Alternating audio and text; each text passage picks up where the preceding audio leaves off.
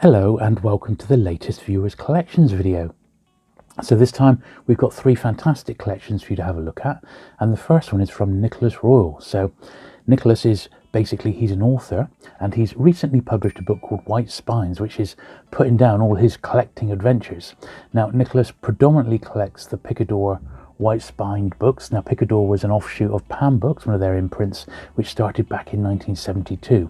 He's got an awful lot of those. He also collects Agatha Christie's with the Fontana editions, which have got the Tom Adams covers, those great macabre gothic-y covers. He collects classic penguins and penguin crime fiction, and also the later King penguins, but that's the literary King penguins. He also collects Abacus, Virago, and mainly they're literary publishers, and they do make superb collections when you get a few together. He's highly prolific on Instagram, so do check out his link and the website, and most importantly his White Spines paperback. It's definitely a fantastic read, and I'll put a link to all of that in the description down below. He certainly has presented them very, very well. I believe I read somewhere that he puts them on IKEA bookcases. There's some Penguin Modern Classics with their distinctive grey spines. And this is Penguin Crime and Penguin Fiction, orange spined ones.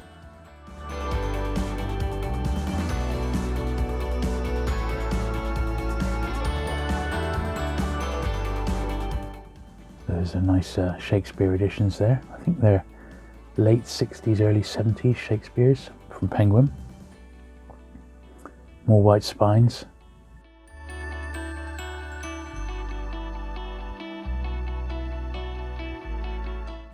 And they're definitely a publisher I've taken a bit more notice of since reading Nicholas's book. There's a lovely little range of Nabokovs there, great covers.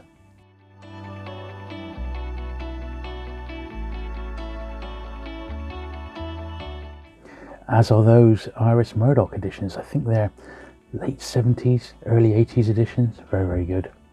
And those Pan Lozenge Christopher Priest ones, they're also fantastic. I love A Dream of Wessex. And how many copies of Last Orders? Not enough, evidently.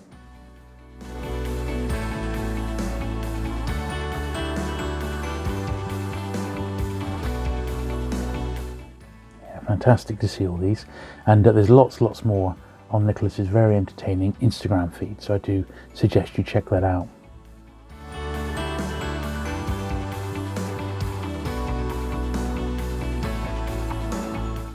There's his Christie Tom Adams, very nice, I love those.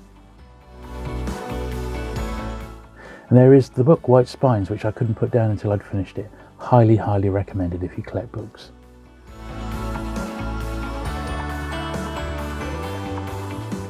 So the next collector we're going to be looking at is Robert Thompson. So Robert lives in Birmingham, Alabama in the States, and he says he's collected science fiction books for about 30 years, but for the last 10 years he's been collecting mystery titles. Now his collection mainly consists of ace double mysteries, and that's pretty much done. He says he's also been collecting the classic gold medal paperbacks, and he's almost finished with the first 1,000 of those, which is an incredible achievement. Now one of his favourite science fiction books is Roger Zelazny's 9 Princes in Amber, and his favourite horror title is The Legend of Hell House. His favourite spy book is Goldfinger by Ian Fleming, and his favourite detective author is Chester Himes, and he's one I like myself.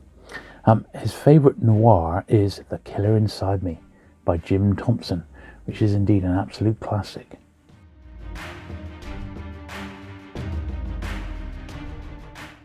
It's a nice Chester Himes there, Dell one. I've got a few of those in first, but I've not got that one there. It's nice to see some of these classic American jackets, the Avon ones. That one I do have, that's the paperback reprint of the early first 2 or 3 issues of Spider-Man, the comic, the American comic.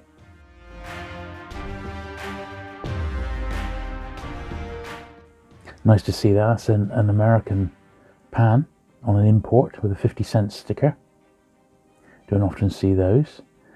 And Robert's a bit like a lot of us collectors. He's got too many books and not enough space.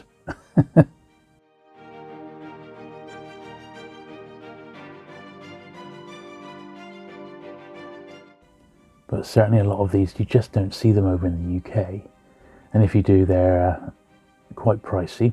Some beautiful Avon sci-fi at the top there. A few classics there. I recognise Earthman and Venus. I believe that one's got a Frank Frazetta cover, The Serpent. In fact, I'm sure it is a Frazetta, one of the great book jacket illustrators. Nice ace double, that one.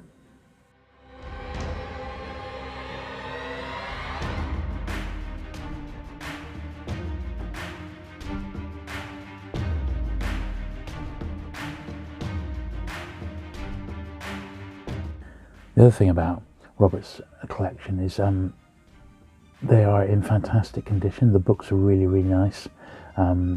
That makes such a difference when you're looking at some of these classic books, to see them in such great shape.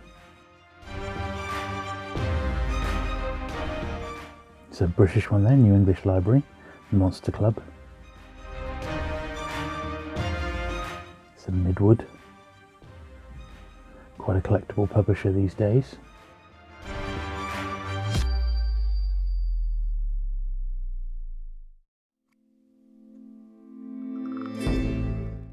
Scarce Lion one there from Jim Thompson.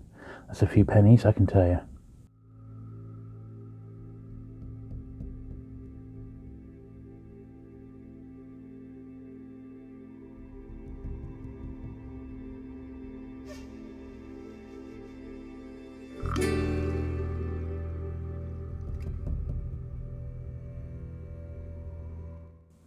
Yeah, some fantastic stuff. These are really nice. This is the Oblong Armed Services edition, published very tail end of the Second World War, and he's picked out the few titles which are of interest to genre collectors.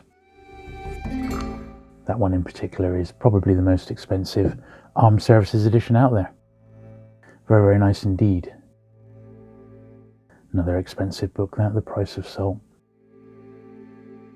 If you ever come across it.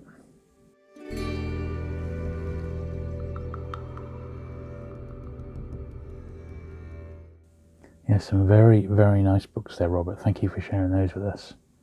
They really are fantastic. Now, time to thank my patron and channel member subscribers. Thank you very much, guys and girls.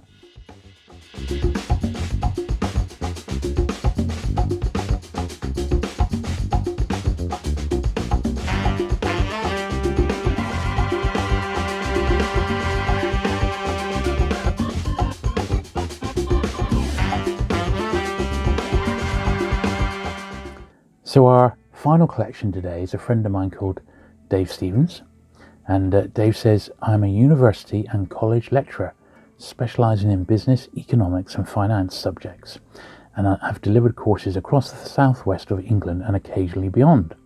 I've been a big fan of James Bond for over 30 years.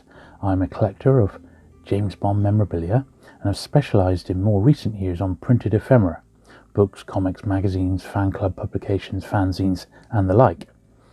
I'm currently looking to put a run together of early James Bond fan club publications, and this is now my focus, as you can't collect everything to do with James Bond. Well, you said it. I am currently working on an exciting new project with a group of 4 other James Bond fans. We're going to be releasing a new James Bond podcast entitled Chatterhand in 2022, which aims to take a fresh look at many elements of the James Bond universe. You can find the pilot recording, the Chatterhand James Bond Quiz Christmas special, on YouTube. We are currently in the recording and editing stages of early episodes. I'll try and put a link to that in the description down below. So Dave says, I became a super fan of James Bond in the early 1990s and can remember the exact occasion.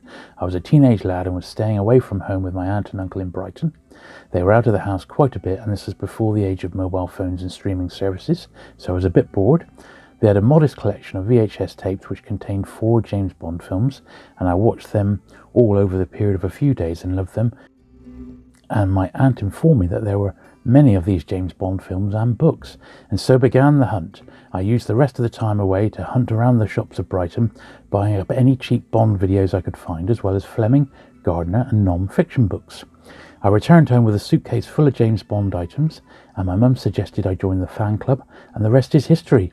This is likely the point at which we first met. that's him referring to me, and I would pop into Purple Haze regularly to buy Bond comics, magazines and vintage memorabilia.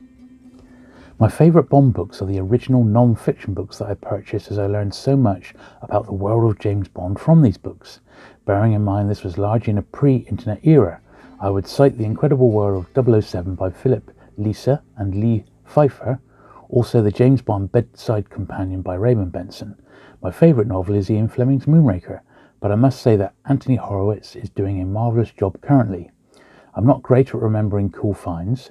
Many of my cool finds over the years have been from charity shops and second-hand bookshops. I do remember finding a beautiful, near-fine first edition Jonathan Cape hardcover edition of Octopussy and the Living Daylights in a second-hand bookshop in Lewes, East Sussex. Not a particularly scarce edition, but it remains in lovely condition, and I don't think I paid an awful lot for it.